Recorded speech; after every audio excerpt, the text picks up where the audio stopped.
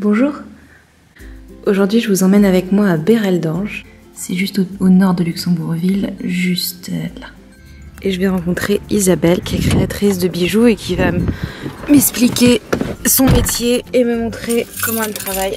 C'est parti, on y va.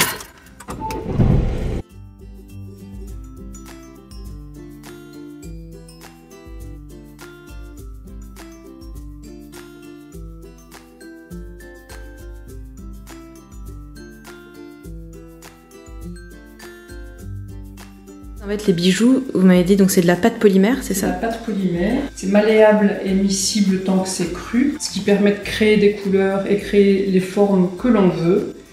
Et puis une fois que ça passe au four, ça durcit. Et à partir de là, il y a tout un travail de ponçage, de lustrage, d'enfilage pour obtenir les résultats qu'on a là. Et comment ça vous est venu, vous, cette envie? J'aime créer et il faut toujours que je fasse quelque chose de mes mains. J'attendais quelqu'un dans un magasin et puis j'ai vu un livre sur la pâte polymère. Et puis j'ai dit pourquoi pas, curieuse comme je suis, je vais essayer. Je n'ai plus arrêté et au point d'aller jusqu'au Canada pour faire des formations. Vous avez tout de suite créé des bijoux? Oui, des bijoux très basiques, très simples et puis on gagne confiance, on dompte la matière, on commence à comprendre que je peux faire ceci, je peux faire cela, je peux oser une autre forme que juste des perlerons. On fait ce qu'on veut en fait. On fait ce qu'on veut, en forme, en couleur, en tout. La limite, c'est l'imagination. Exactement.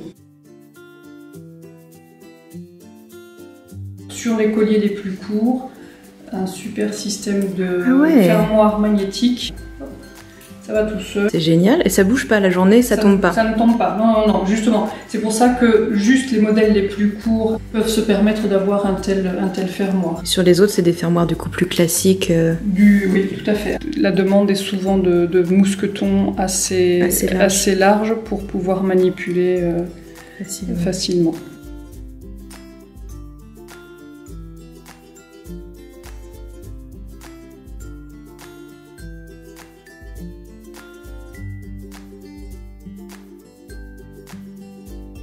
J'ai une cliente qui dernièrement, elle a vu ceci.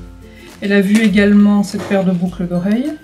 Elle m'a demandé de lui transformer le collier en broche et les boucles d'oreilles de les lui faire monter sur clip.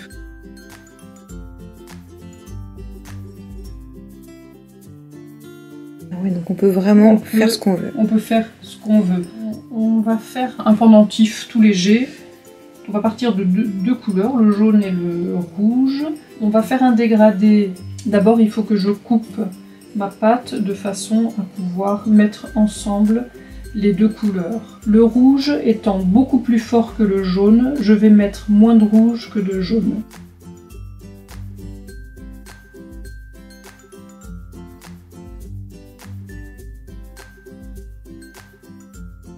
J'ai reconstituer mon rectangle grossièrement, donc je plie et on va passer dans la machine. Règle numéro 1, toujours avec le pli vers le bas pour éviter de faire des bulles d'air en fait. Je passe dans la machine et je vais devoir passer d'une quinzaine à une vingtaine de fois et à chaque fois toujours ce même mouvement.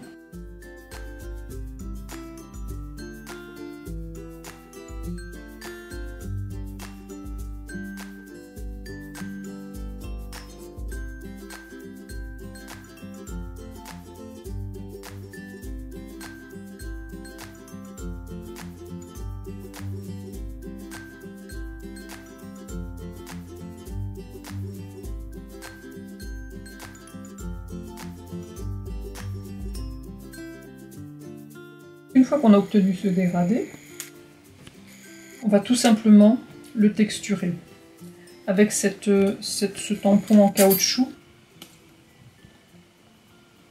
Voilà, je vais couvrir cette partie, donc je vais poser ma pâte sur mon plan de travail, mon rouleau. Ça va réduire en cuisant ou pas au niveau de taille? Pas du tout. D'accord.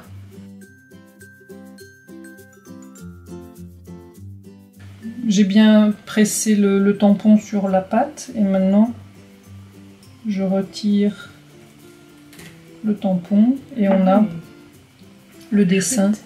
Je vais couper plus ou moins la forme que je souhaite pour mon pendentif. Il faut le cuire. Alors, le support pour la cuisson, comme je ne veux pas un pendentif qui soit tout plat, donc je pose ma pièce sur le PVC et une fois qu'elle sera cuite, elle aura cette forme. Alors quand on fait un projet comme celui-ci, on pense déjà à l'enfilage et j'ai roulé 2 perles, une rouge et une jaune, qui vont servir à faire la finition près du fermoir. D'accord. Donc là, on va cuire pendant... On va cuire donc pendant 40 minutes. D'accord. Le four est à température, à 130 degrés.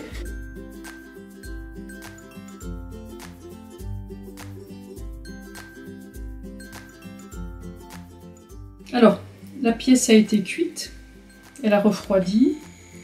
Maintenant, on va créer un support à l'arrière qui va permettre l'enfilage et on va recouvrir la pièce de peinture acrylique noire.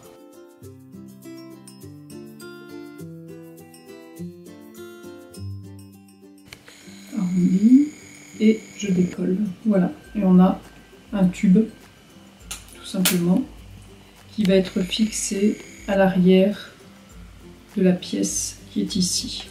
Pour coller de la matière cuite à de la matière crue, on utilise de la pâte polymère liquide. D'accord. Que j'applique comme une colle en fait. Et maintenant je vais tout simplement passer de la peinture acrylique noire et je vais l'étaler sur ma pièce.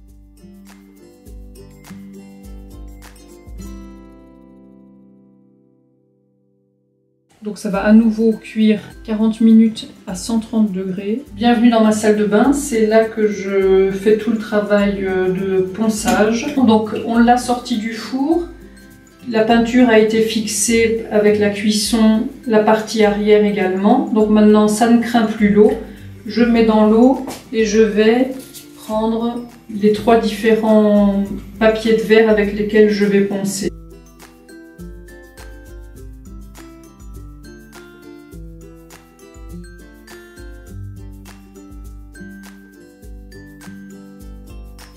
Le ponçage est terminé, je vais le sécher et on va le lustrer maintenant.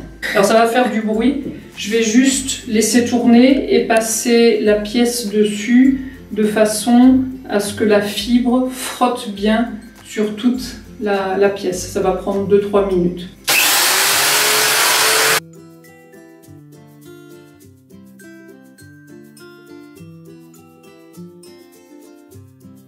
Maintenant, on va procéder au montage. On a un tube en caoutchouc, du câble en métal, un fermoir aimanté, les fameuses 2 petites perles qui vont venir terminer le caoutchouc et des perles à écraser. Donc je vais commencer par prendre la mesure du tube en caoutchouc. En général, je mets 46 à 47 cm.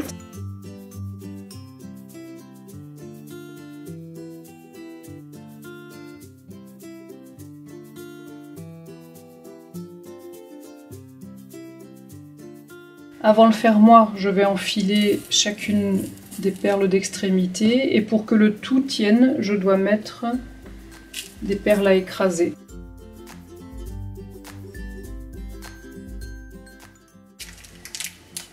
Un fermoir aimanté.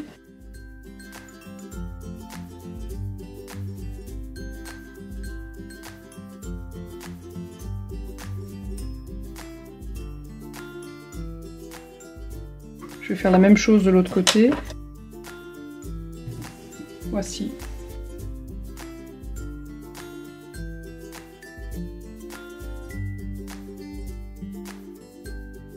Et vous travaillez encore dans une banque? Je travaille dans une banque, oui, parce que malheureusement je ne peux pas vivre de mon activité. Donc je dois assurer un minimum. Je travaille dans une banque à mi-temps et l'autre mi-temps c'est ma passion. Ouais. Vous avez fait le choix d'être comblée et heureuse en faisant des choses qui me plaisent, contre le fait d'avoir plus d'argent, d'argent, et on travaille toute la journée, on travaille toute la semaine, tous les mois, les années passent sans qu'on les voit passer, et puis on accumule de l'argent ou on dépense bêtement dans des choses qui ne sont pas nécessaires. C'est difficile de concilier comme ça une vie de famille, un job à mi-temps, et puis un job passion où on compte pas forcément ses heures et on compte pas ses heures. J'allais dire c'est pas difficile quand on sait que on se fait plaisir. Me faire plaisir, c'est passer des heures à créer, à imaginer. Et quand je vais faire mon jogging, je crée. Quand je dors, je crée. Et j'ai toujours des idées. Il faut tout le temps que ce soit actif. Voilà. Donc moi j'ai vraiment l'impression, j'ai le sentiment que je vis pleinement, et j'ai souvent dit, si jamais il m'arrivait quoi que ce soit maintenant, j'ai l'impression que j'aimerais encore faire beaucoup de choses, mais si je devais partir maintenant, je pourrais dire, chouette, j'ai fait tout plein de choses qui m'ont vraiment comblée, et si c'est le moment d'y aller, il faut y aller, mais vous êtes content de votre vie en fait, vous êtes content de ce que vous avez réalisé. Tout à fait. Merci beaucoup Isabelle. Avec grand plaisir. Life's a foolish game.